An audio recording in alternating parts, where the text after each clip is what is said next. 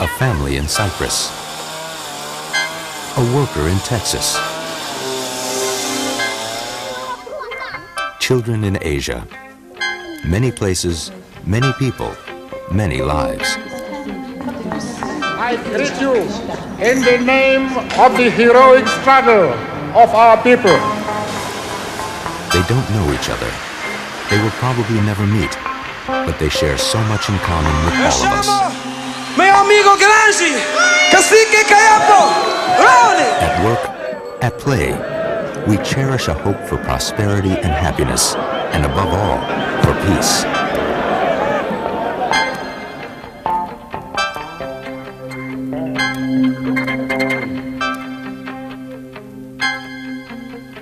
There is a place on our planet, by the East River in New York City, where the pieces of all our destinies fit into place.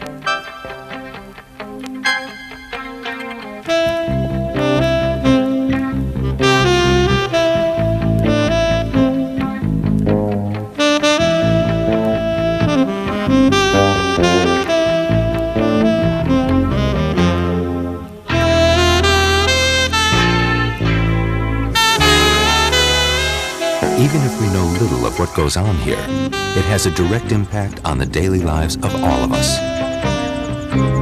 Take a simple thing like sending a letter to a foreign country. It's only possible because people sat down and agreed to rules. In this, as in so many other aspects of human affairs, nation must talk to nation. This was the spirit that lay behind the founding of the United Nations at the end of the Second World War. The founding nations sought to build a new and better world, where disputes could be settled by peaceful means, a place where nations could agree on how to share the bounty of our earth more fairly. To this end, the founders wrote a charter setting out the aims of the United Nations. They gave it a structure made up of 6 principal organs: the General Assembly, the Security Council, the Secretariat, the Trusteeship Council, the International Court of Justice, and the Economic and Social Council, which coordinates the activities of a whole family of independent UN agencies. Today, almost all nations on Earth meet in the General Assembly. They do so on the basis of sovereign equality, with each country, large or small, rich or poor, having one vote. The Assembly is not a world parliament. It does not have the power to make countries abide by its decisions. But, backed by the weight of world opinion, it's a place where countries with similar interests on a wide range of issues can group together to make their views heard.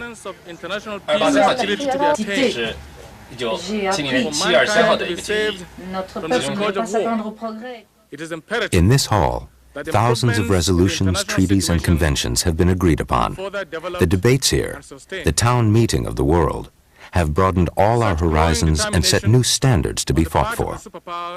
That no country should remain a colony or be occupied by force. That apartheid is a crime. That human rights are for all, including women and children. And that everyone has a right to development, especially in the poorer parts of the world. This right to economic and social development is linked to all other rights, for development can only be achieved in a climate of justice and equality, and most importantly, peace. Leading the world toward disarmament, therefore, has been one of the major tasks of the Assembly. A single nuclear submarine can carry more explosive power than all the munitions used in history. We devote more than $1,000 billion a year to armaments. In just 6 hours, we spend on weapons the same amount as it took to eradicate smallpox from the face of the earth. It's a matter of choice, for it is becoming more and more difficult to afford both the current arms race and development. It is a message that increasingly is being understood. This factory in the Soviet Union used to make only missiles. Now the same machinery and workers are converting to the manufacture of children's bicycles. If we're to afford our future, the arms industry everywhere must turn toward peaceful products. These technicians in Texas are decommissioning missiles banned by superpower agreements. The UN's role has been to keep the world focused on the madness of the arms race. The General Assembly has done this in a number of ways. Most member states have signed treaties to stop the spread of nuclear weapons and to allow a United Nations organization, the International Atomic Energy Agency, to inspect nuclear plants all over the world to verify that they are used only for peaceful purposes.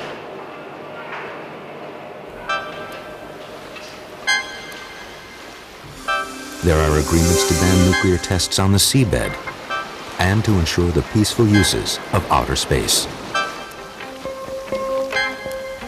The UN system touches our lives in a myriad of ways. Information from spacecraft, for example, can be transmitted back to Earth undisturbed because of international rules allocating radio and television wavelengths and even some satellite orbits. The Assembly, moreover, has declared that peace is a basic human right, but it's a right that's all too often lost for the innocent victims of conflict and upheaval. Standards of how we should treat each other are enshrined in the Universal Declaration of Human Rights. The Declaration has inspired the struggle for human rights in many parts of the world. In South Africa, where the UN has steadfastly opposed apartheid, in the lives of ordinary people everywhere, where the ideals agreed upon have provided goals for men, and especially women, in nations rich and poor. There is a special declaration for the rights of children, a global set of rules that says children should be raised in a spirit of peace, dignity, tolerance, freedom, and equality. Egypt, as part of its fight against drugs, has ratified a UN convention to prevent trafficking in narcotics. My name is Mamdouh Farid Awad. I'm 38 years old and a ship's captain. I was accused of drug smuggling and sentenced to life imprisonment with hard labor. Human rights apply to Mamdouh Farid Awad too. Along with other prisoners in this Cairo jail, he was entitled to a fair trial and to be presumed innocent until proven guilty. The minimum standards for the treatment of prisoners are laid down by United Nations agreements. Ensuring that these people get their human rights is a more challenging task. Many basic rights are still denied to millions of people drifting around the world. The UN works for the right of political refugees to have asylum, and the Refugee Agency, UNHCR, makes life in the camps bearable and helps refugees leave the camps and settle in host countries.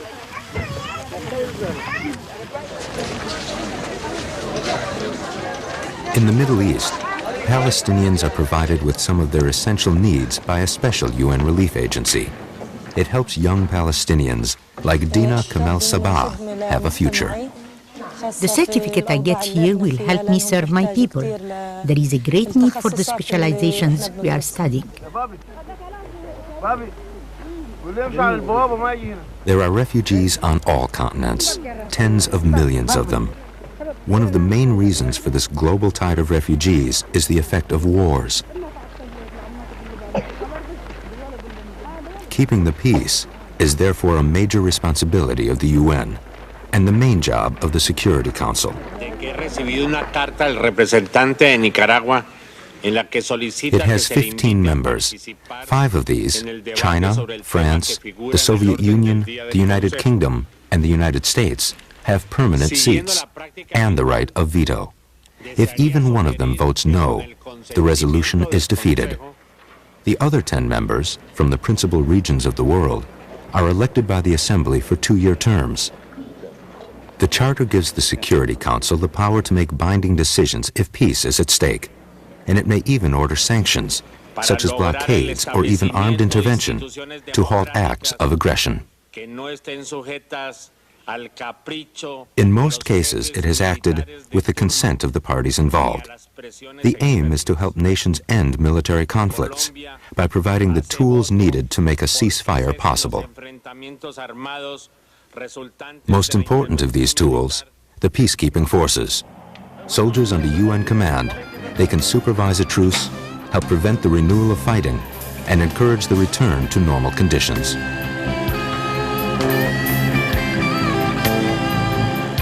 The blue helmets may be armed with light weapons, which can only be used in self-defense. They have served in Africa, in the Middle East, in Central America, in Asia. More than 100 countries have contributed soldiers and civilians to peacekeeping forces. A farm in Cyprus. Austrians from the UN force there stopped to chat with a farmer during one of their regular patrols. The peacekeepers are a stabilizing factor.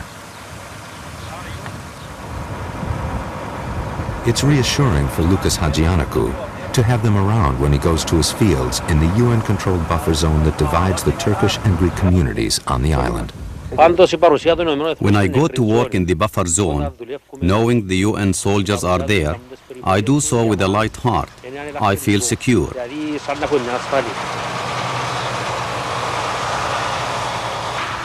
Peacekeeping is a highly visible job. Less publicized is peacemaking, the painstaking behind-the-scenes work of quiet diplomacy that seldom makes headlines.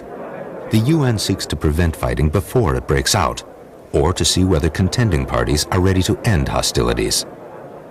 The Security Council may call for negotiations to resolve differences, or the Secretary General may use his good offices to settle disputes. The Secretary General, the main diplomatic figure of the UN, with almost unlimited responsibilities, but very little practical power. It has been called the most impossible job in the world.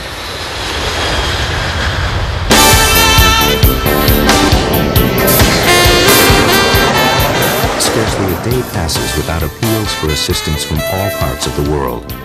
Often a quiet approach in the right quarter can be of help.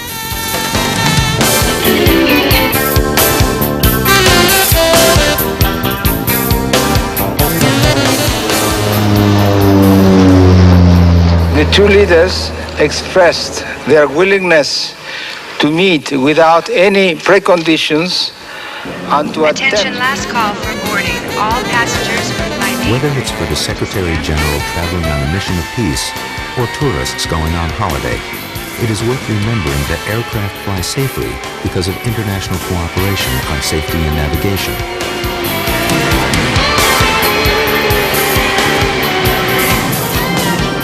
Even the place names on the world's maps are standardized by a United Nations body.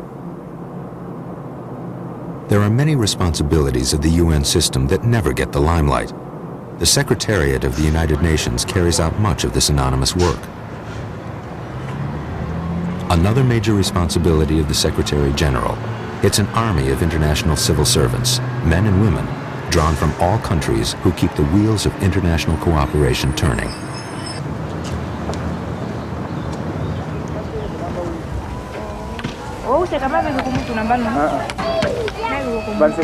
The Campero family are Namibians. Almost the whole United Nations system had a part in making it possible for their country to make a peaceful transition to independence and to become a sovereign state. In recognition of this historic event, Jose Campero and his wife decided to name their infant son Nalimanlunkwe, which means Namibia must be free. So it means when he grow up, the name will remind him that he was born when Namibia was still under the colonial regime of South Africa. When the UN was founded, a quarter of mankind was still under colonial rule. The Trusteeship Council is the centerpiece of United Nations efforts that have guided colonial territories to independence. Along with other UN bodies dealing with decolonization, it has virtually put itself out of business. I do wish to assure you, this Council, that the administering The fact that more than 100 new nations have joined the UN since its founding is testimony to a remarkable page in recent history. Their next course of action. In Namibia's case, South Africa had refused to place the territory under the Trusteeship Council. After years of diplomatic efforts, it accepted the UN plan by which Namibia would become independent.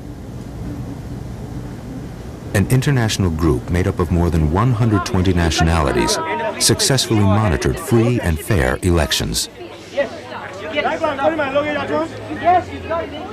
UN military observers monitored the withdrawal of South African troops, an effective end to a decades-long war.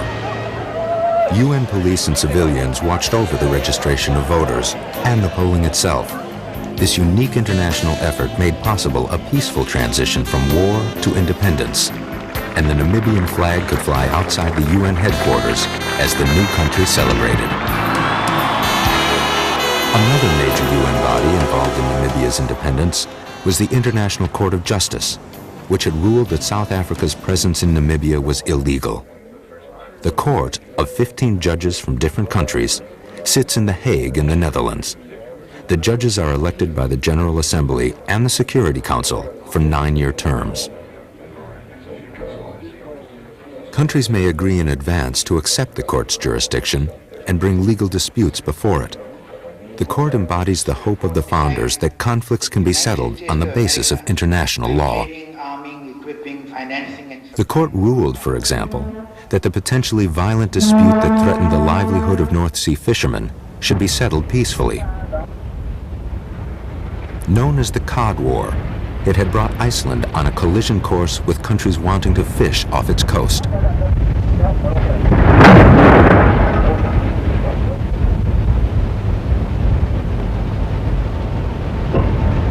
At stake was the life of a community, as Gudrun Sigurdsdottir explains. International attention was absolutely vital to us in Iceland. Here, most of the population is solely dependent on fishing. The seas and oceans themselves are another area where the reach of law is being extended through the United Nations Convention on the Law of the Sea.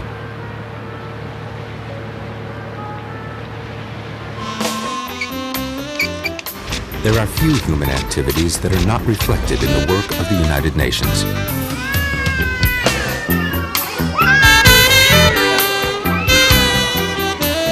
The task of dealing with pressing economic and social problems, particularly in the Third World, accounts for 80% of UN resources. This work is coordinated by the Economic and Social Council. The Council supervises the specialized agencies and other programs, which taken together are known as the UN family. Many, like UNICEF, the UN Children's Fund, and WHO, the World Health Organization, are household names. Others are less well known, but are equally important in their own spheres. Their common aim is to fight poverty, hunger, disease, and ignorance by encouraging international cooperation and to assist poor countries by helping them to stand on their own feet.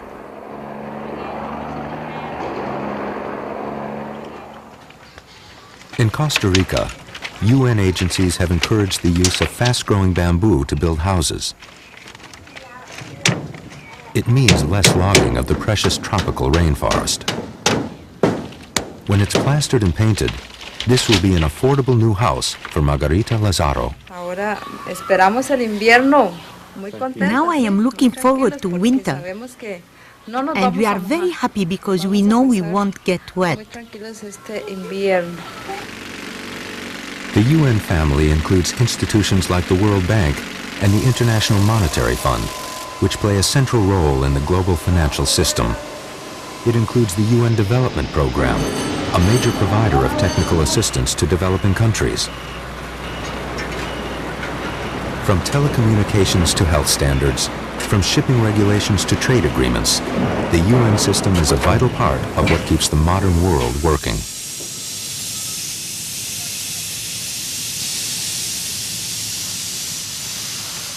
Take what happens when trade agreements break down. This affects countries burdened by foreign debt and the lives of individuals like Elijah Mutonga.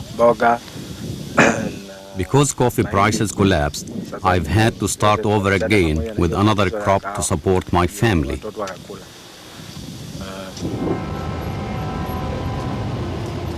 Or what about the choice between jobs and a clean environment? Poland is just one nation facing this dilemma. Factory worker Marek Janowski is worried. Ecologists and specialists must find an answer to these problems right away. Nowhere is the need for common action more urgent than on environmental issues. Increasingly, we are all becoming aware that development, be it in rich or poor communities, must not be at the expense of the water, air, and biological resources that we all depend upon.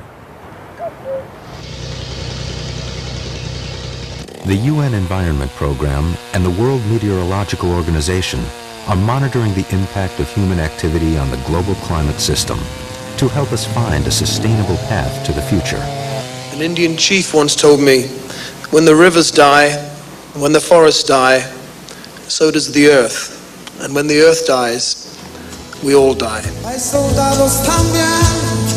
It's no wonder that international stars like Sting have taken up the environmental cause.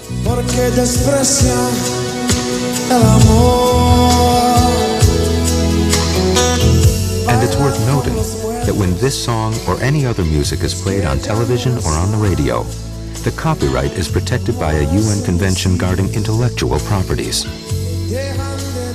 The United Nations, the Economic and Social Council, the International Court of Justice, the Trusteeship Council, the Secretariat, the Security Council, and the General Assembly. 6 pieces in the work of solving the puzzle of our shared future. But it's a puzzle that will never be solved unless we all, young and old, play our part. So we can agree on a whole lot more than just how to send a letter. Our need to work together, to imagine our future together, is a practical response to the accelerating interdependence of the world. If the UN was not already here, working around the clock, somebody would have to invent it.